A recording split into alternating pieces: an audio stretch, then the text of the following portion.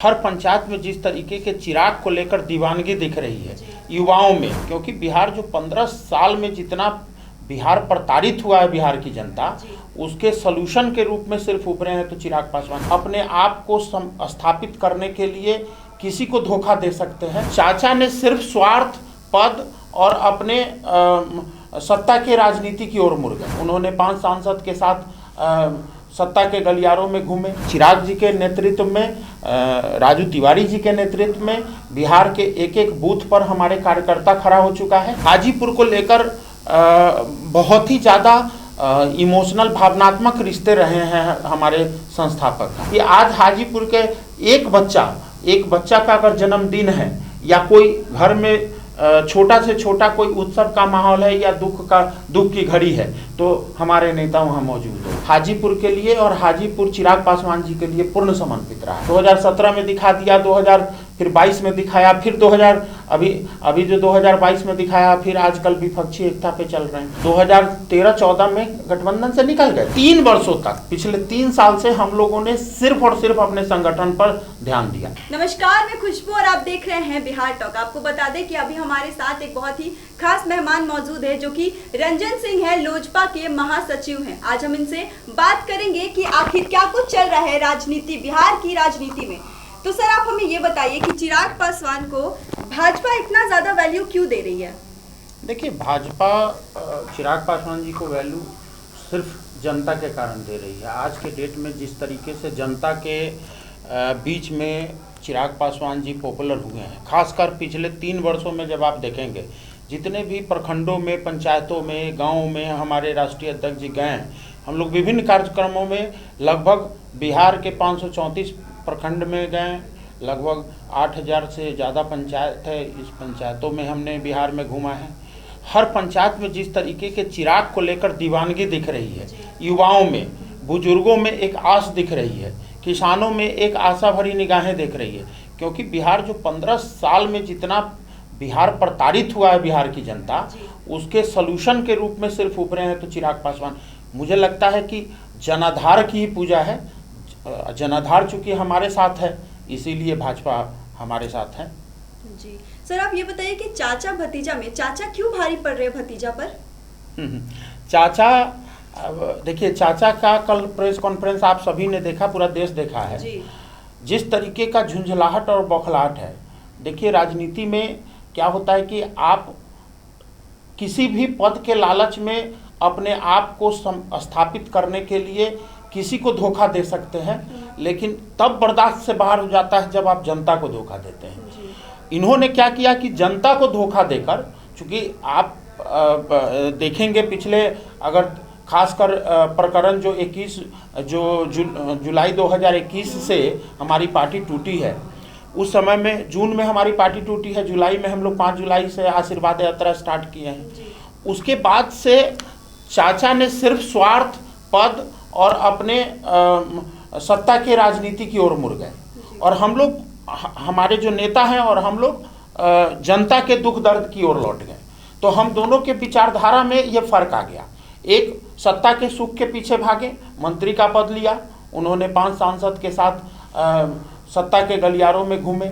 विकास के नाम पर मान लीजिए जो काम वो कर सकते थे, जितनी केंद्रीय सरकार की योजनाएं हैं, वो योजनाओं को जो फलीभूत कर सकते थे, शायद वो करने में सक्षम भी रहे हैं।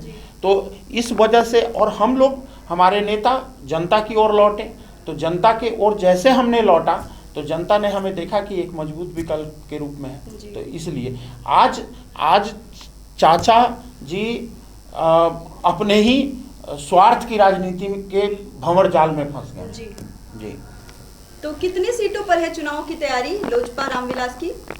देखिए, हमारी संगठन, हमने पिछले 3 साल में, हम और हमारी पार्टी, हमारे प्रदेश अध्यक्ष आदरणीय राजू तिवारी जी और राष्ट्रीय अध्यक्ष आदरणीय श्री चिराग पासवान जी के नेतृत्व में बिहार के अंदर हमने 243 विधानसभा और 40 लोकसभा पर तैयारी की थी। तैयारी इसलिए नहीं की थी कि हमें इतनी सीटों पे लड़नी है या लड़नी है, हम लोग इसलिए तैयारी की थी कि आज हम किसी भी गठबंधन के हिस्सा होते हैं तो उस गठबंधन के जो हमारे साथी होंगे उस गठबंधन के साथी को हम तभी लाभ पहुंचा पाएंगे जब हमारे पास संगठन होगा। तो तैयारी का मतलब संगठन का है। आज हमारा बूथ तक कार्यकर्ता खड़ा हो चुका है।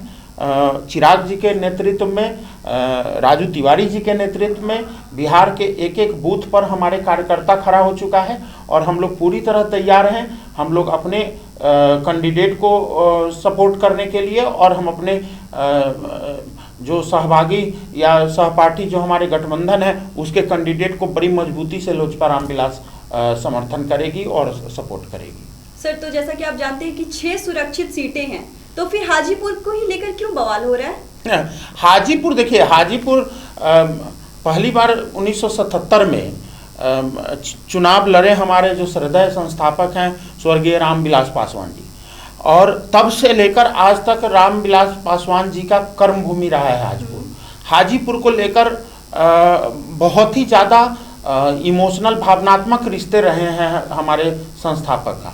तो जाहिर सी बात है, जब आज के परिस्थिति में जब हमारे श्रद्धेय स्वर्गीय रामविलास पासवान जी अब इस दुनिया में नहीं रहे, तो वो अधूरे कार्य को पूरा करने का जो जिम्मेदारी है वो उनके पुत्र पे है, पुत्र आदरणीय श्री चिराग पासवान जी पर है।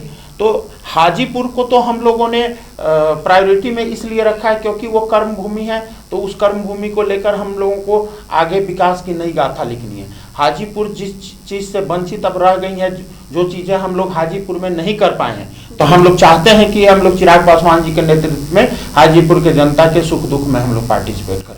वैसे भी 2019 में बेशक पशुपति पारस जी वहाँ से सांसद बने, तब तो स्वर्गीय रामविलास पासवान जी जिंदा थे, तो लेकिन वैसे भी आप देखेंगे तो हाजीपुर के एक एक जनता से सदैव हमारे राष्ट्रीय अध्यक्ष जी कनेक्टिविटी में रहे हैं। वो जमुई से सांसद 2014 से लेके अब तक जरूर हैं, लेकिन इसका मतलब ये नहीं कि वो जमुई अगर जाते थे, अगर 2 बार दौरा उनकी जमुई की होती थी तो 2 बार दौरा ये पिछले 10 साल में आप देखेंगे हाजीपुर में भी होती थी।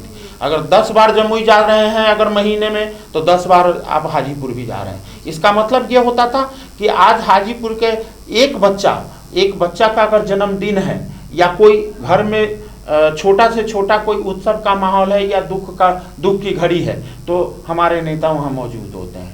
आज परिस्थितियाँ पिछले 10 साल में आप देखेंगे तो चिराग पासवान जी हाजीपुर के लिए और हाजीपुर चिराग पासवान जी के लिए पूर्ण समर्पित रहा है। तो आप देखेंगे एक फिर से ऐतिहासिक जीत हमारी पार्टी की होगी, और 2 बार गिनीज बुक में नाम रिकॉर्ड दर्ज हुआ था और तीसरी बार फिर इस बार होने वाली है 2024 में हाजीपुर में। जी, तो सर जैसे चिराग पासवान जो इतना कर रहे हैं, तो वो एनडीए में आने में उन्होंने इतना क्यों टाइम लगाया? जैसे राजनीति का क्या ये कोई नया? देखिए एनडीए में टाइम नहीं लगाया। आप देखेंगे खुशबू जी 2014 से लेकर और 2020 तक 6 साल हमारे नेता बड़ी मजबूती से हम लोग एनडीए के साथ रहे।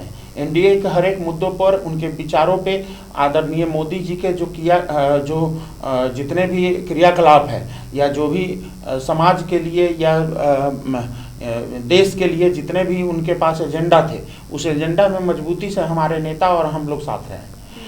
2020 में आदरणीय मुख्यमंत्री आदरणीय नीतीश कुमार जी 2020 में हमारे agenda Bihar first Bihari first को विधानसभा के चुनाव में लेने से उन्होंने मना कर दिया। हम लोग एनडीए से अलग हो गए, क्योंकि उस समय एनडीए में नीतीश कुमार की इम्पोर्टेंस ऐसी थी। हालांकि मुख्यमंत्री जी महत्वाकांक्षी रहे हैं, अपने पद को लेकर बड़ा संजीदा रहे हैं शुरू से, और जिसका खुलासा उन्होंने अपने ही द्वारा किए गए व्यवहार में 2017 में दिखा दिया, 2022 में दिखाया, फिर अभी जो 2022 में दिखाया, फिर आजकल विपक्षी एकता पे चल रहे हैं। हम लोगों ने हमेशा नीतीश कुमार जी के अगेंस्ट में रहे हैं, क्योंकि नीतीश कुमार जी 2005 से लेकर और 2020 तक जब तक वो हम लोग कई बार गठबंधन के साथी भी रहे। हम लोग भाजपा में पहले से हम लोग थे, एंट्री बाद में नीतीश कुमार जी किए हैं। हम लोग 2014 में भाजपा के अंदर 2013-14 में हम लोग गठबंधन में आए थे। वो 2013-14 में गठबंधन से निकल गए थे। हमारा एंट्री हुआ है, उनका एग्जिट हुआ है। 2017 में पुनः वापसी वो एनडीए में किया। हम लोग तो पहले से थे वहाँ से। अब जब 2017 में वो वापसी किए हैं नीतीश कुमार जी यहाँ, तो उस समय से ही हमारे नेता असहज रहे हैं। 2019 तक आते आते तक 2019 में जैसा कि आप देखे भी होंगे कि हमारे सारे कैंडिडेट को हराने के लिए उन्होंने अपनी पूरी स्ट्रेटजी तैयार कर ली थी 2019 में, लेकिन उनके लाख विरोध के बावजूद भी यशस्वी प्रधानमंत्री नरेंद्र मोदी जी के काम और हमारे नेता स्वर्गीय रामविलास पासवान जी, चिराग पासवान जी में लोगों ने आस्था व्यक्त किया और 6 के 6 सीट हम लोगों को जीत प्राप्त हुई। लेकिन ये हद तब हो गई जब 2020 में बिहार फर्स्ट और बिहारी फर्स्ट जो विजन डॉक्यूमेंट है उसको बिहार सरकार के जो एजेंडा है सरकार के एजेंडा में लेने से उन्होंने मना कर दिया। तो इसलिए हम लोगों ने गठबंधन से अलग हो गए। 3 वर्षों तक, पिछले 3 साल से हम लोगों ने सिर्फ और सिर्फ अपने संगठन पर ध्यान दिया। देखिए, किसी भी गठबंधन का हिस्सा हम लोगों ने नहीं बना। हम लोग एनडीए में ही थे। हम लोग अगर एनडीए से बाहर हुए तो 3 साल अपने संगठन पे काम किए। जब संगठन फिर से हमें मजबूत हो गया, जब लगा कि नहीं हम अपने गठबंधन साथी को और मजबूती से फायदा दे सकते हैं और मजबूती से हम बेहतर वहाँ पर रिजल्ट दे सकते हैं, तो पुनः हमने फिर एनडीए में ही वापसी किया। हम लोगों ने कहीं एनडीए से फिर यूपीए, यूपीए से फिर एनडीए, ऐसा हम लोग का कैरेक्टर चरित्र नहीं रहा है। तो आज तक 3 साल सिर्फ इस बात को लेकर लग गया क्योंकि हम लोगों को संगठन बनाने में देर लगी। तो संगठन बनाते बनाते 3 साल का टाइम लगा है और 3 साल में जब संगठन हमारा तैयार हो गया, आज चुनाव का चूंकि वक्त आने वाला भी है, तो इसीलिए गठबंधन में हम लोग पुनः वापसी की है। बहुत बहुत शुक्रिया सर, आपने अपने राजनीतिक विचार हमारे साथ शेयर किया। तो जैसा कि आपने सुना, रंजन कुमार सिंह जो कि लोजपा के प्रदेश महासचिव हैं, उन्होंने हमारे साथ बहुत सारी राजनीतिक चीजें शेयर की, उन्होंने बहुत सारी चीजें बताई और बहुत बहुत शुक्रिया सर आपका जो कि आपने हमारे साथ कोऑपरेट किया। फिलहाल के लिए बस इतना ही। ऐसे ही तमाम खबरों के लिए बने रहे बिहार टॉक के साथ। ऐसे ही खबरों के लिए जुड़े रहे बिहार टॉक से। यूट्यूब पर लाइक और सब्सक्राइब करें, बेल आइकन जरूर दबाएं। फेसबुक, ट्विटर और इंस्टा पर फॉलो करें। धन्यवाद।